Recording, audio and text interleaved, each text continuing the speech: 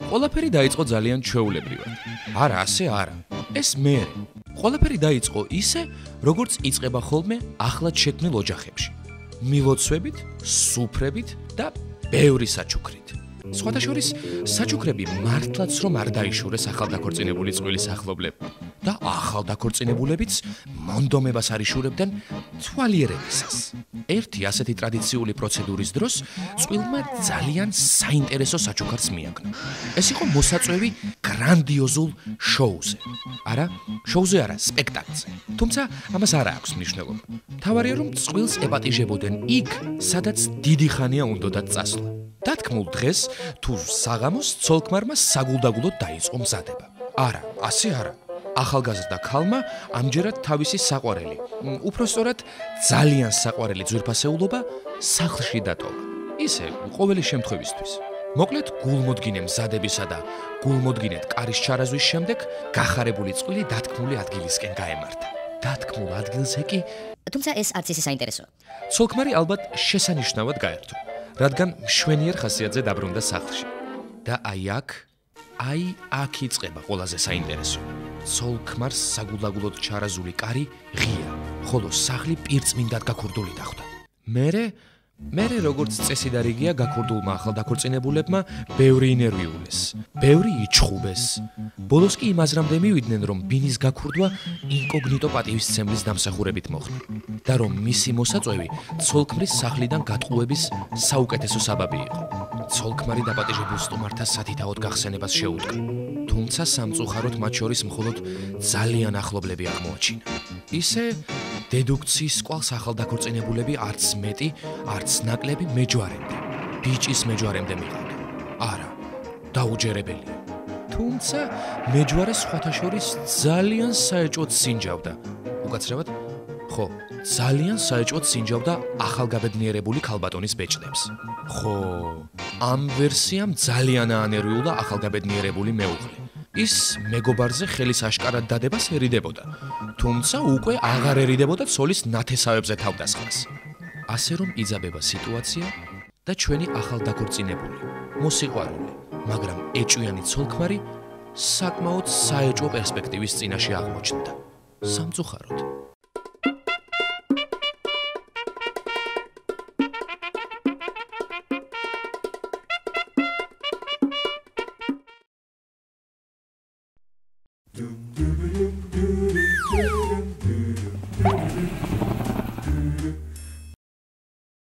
ქვემოთ საუბარი იქნება თაღლითობის საყოფაცხოვრებო ფორმებზე. ტყუვდება ერთი ჩვეულებრივი ობივატელი. ამბავი პირველი. მოქმედების ადგილი ბაზარი.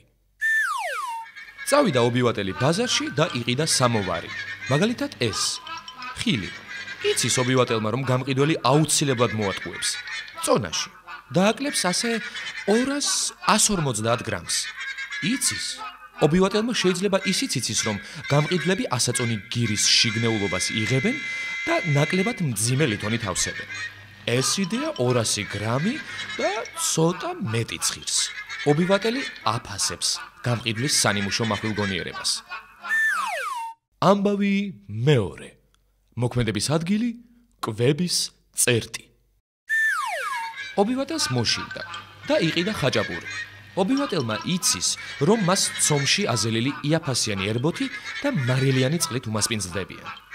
თუ უფრო ასე ვთქვათ მაღალი დონის კვების წერტებში, ასე ვთქვათ კეთილსინდისიერ მენიუს შესთავაზებენ, მაშინ ანგარიშით მაინც შეეცდებიან ესოდენ დიდი დანაკარგის კომპენსირებას.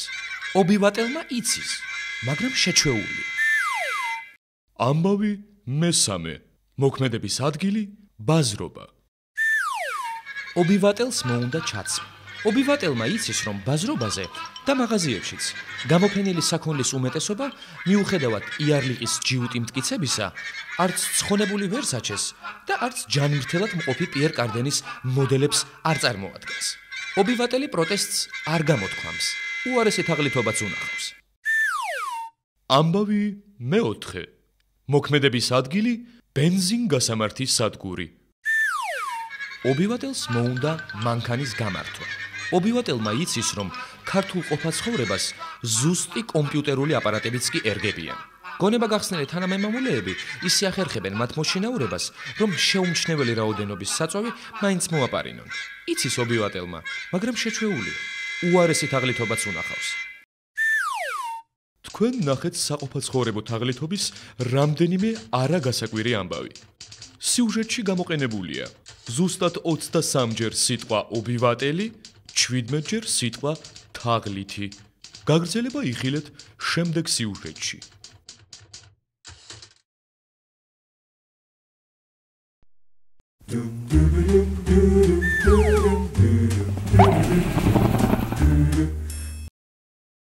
ქვემოთ საუბარი იქნება თაღლითობის ეროვნულ საყოფაცხოვრებო ფორმებზე.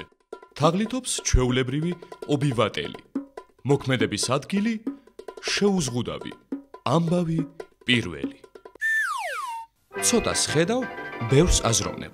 ანუ რაც უფრო ბნელა გარშემო, მით უფრო ანათებს ქართველი ობივატელის გონება. ანათებს და იგონებს, როგორ შეიძლება გამოიყენო ეს პრიმიტიული საყოფაცხოვრებო ნივთები გაცილებით საინტერესო მიზნებისთვის. ცნობილია, რომ მახათი და ფოტოფირი შესანიშნავ პარტნიორობას უწევენ ერთმანეთს ჩვეულებრივი დენის მრიცხველის წინააღმდეგ ჩატარებულ ოპერაციაში. შესაშურ ნოვატორობას მიაღწია ქართველი ობივატელის გონებამ უფრო სერიოზულ ფრონტზეც. ახალი ტიპის მრიცხველებზე ჩატარებული ოპერაციებიც წარმატებით დასრულდა. თუმცა გამასობრიოებას არ ექვემდებარება კონფიდენციალურობის დაცვის გამო. ამბავი მეორე. კარგად დავიწყებული ძველი საღდგენამ ქართველ ობივატელს ახალი სააზროვნო მასალა მისცა. უпростоრად იმ საგნებმა, რომლებიც ბუნებრივ აირთან ერთად შემოიჭრნენ მის სახლში. ქართველმა ობივატელმა ბევრი იფიქრა და ბოლოს მოიფიქრა, რომ ჩინეთი, უпростоრად ჩინური პროდუქცია ბევრად უფრო ასხამდა მის ფანტაზიას ფრთებს, ვიდრე მაგალითად ავსტრიული.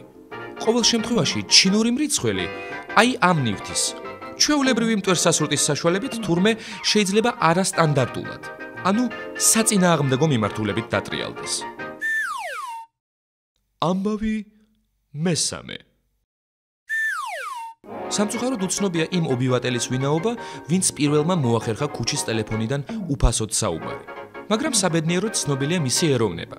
ამ გამოგონების ავტორი ქართველია, წეველი ქართველი, რომელმაც ერთ მშვენიერ დღეს სიგარეტის ქაღალდი აი ასე დაახვია და სპეციალურად ან შემთხვევით ან მდგომარეობაში დააფიქსირა. მერე კი უფასოდ აი ასე ისაუბრა და ეს ორიგინალური მეთოდი სხვა ობივატელებსაც გააცნო. ამბავი მეოთხე. ნიუ-იორკის ერთ-ერთ ყველაზე კრიმინალურ უბანში, ბრონქსშიც კი ვერაფერი დაუშავეს ასეთი ტიპის აპარატებს. რომ აღარაფერი ვთქვათ, მათი შიგთავსის ხურდის ჩაგდების გარეშე მოპოვებაზე. ქართველი ობივატელის გონებამ კი მომენტალურად დაამუშავა რამდენიმე ვერსია. მათგან ყველაზე ორიგინალური მეთოდი ჩვეულებრივი წყლის, ოღონდ გაყინული წყლის გამოყენებით მოქმედებს, რომლისთვისაც მხოლოდ შესაბამისი ზომის ხურდის ყალებია საჭირო. ნებისმიერი ასეთი მეთოდი ნოვატორული იდეებისთვის სპეციალურ პრიზს იმსახურებს. რა თქმა უნდა, ჭკვიანური თაღლითობის სფეროში. თქვენ ნახეთ საყოფაცხოვრებო თაღლითობის რამდენიმე არაგასაკვირი ამბავი. სიუჟეტში გამოყენებულია 14-ჯერ სიტყვა ვატყუებთ, 16-ჯერ სიტყვად შეთანხმება ეროვნული თაღლითობა.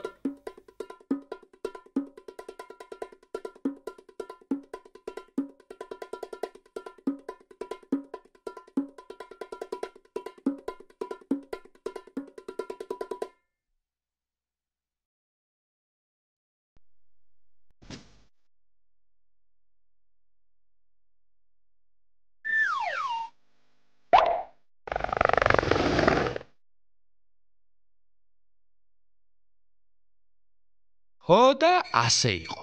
თურმე უკვირდათ და უკვირდათ სხვებს.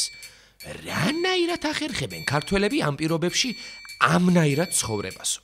ჩვენ სამნაირ პირობებს ჩვენი სამაგიდო წიგნი განაპირობებს. რა იციან სხვებმა, რომ ჩვენი სამაგიდო წიგნი ამნაირიაო. სანამ კითხვას ვისწავლიდით, აკვანშიც კი გვესმოდა ჩვენი მამა-პაპა მონდომებით რომ გვიყვებოდა ამ ზღაპარსო. გავიზარდეთ. კითხვაც ვისწავლეთ და მონაყოლის გამოყენებაცო. ხო და თუ დევს მივაგენით, მაშინ ნახეთ თქვენ ქვიდან წვენის გამოწურვა და კისერზე სადგისის დაჭერაო. ამას ბატონო ქართულ ენაზე თაღლითობა კი არა, მოხერხებულობა ჰქვიაო. ხო და ამისთანა კომპლიმენტზე ვითომ უარი რატომ უნდა ვთქვათ? ზღაპრებს არავინ დაგვიწვავს და ეროვნულ გმირს ისე ვინ დაგვავიწყებსო. ვისაც რამხელა საკეკი გვაქვს, იმით ვქეკავთ ნაცარს და თუ რას ვიპოვნით, ეს ჩვენ ვიცით და ჩვენმა მოხერხებულობამ. აბა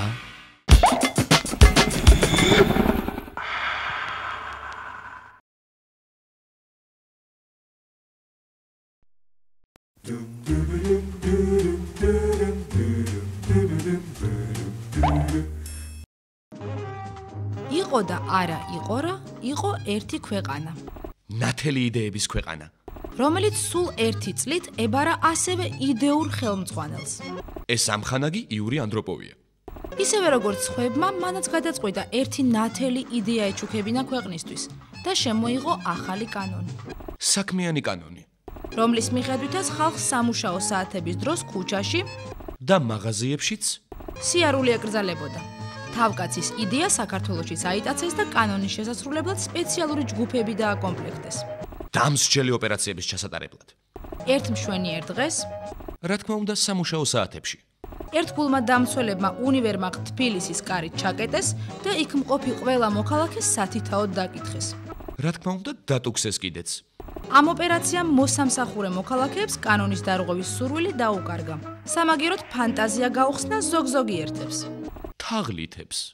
ერთ მშვენიერ დღეს ისინი სათანადოდ შეიარაღებულები მიადგნენ ერთ-ერთ მაღაზიას, ოქროულობის მაღაზიას. სადაც მათემატიკური სიზუსტით გაემეორეს უნივერმაღში ჩატარებული შემოწმება. უსაქმური მოქალაქეები დატუქსეს და მაღაზიიდან გაისტუმრეს. მოსამსახურე პერსონალი ვითომ საგანგებო მოლაპარაკებისთვის ერთ ოთახში შეკრიბეს და იქ ჩაგეტეს. შემდეგ კი პირწმინდად გაასუფთავეს უპატრონოდ დარჩენილი მაღაზიის დახლები. ასე გამოიყენეს თაღლითებმა მიზნობრივად გამოიყენეს. ერთი უმიზნო კანონი. ძალიან მიზნობრივი სიუჟეტის დასასრული.